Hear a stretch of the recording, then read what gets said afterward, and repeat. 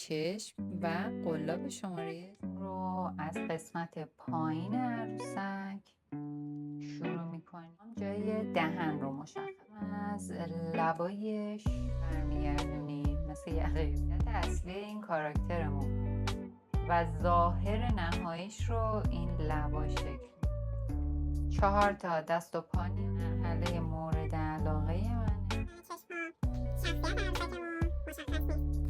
اینکه مهربونه، شیطونه یا مثل این یه دوست احمق دیگه پیدا کرد. الیاف رو کم کم اضافه میکنیم تا کارمون شکل قسمت با یه قلاب میکشیمش.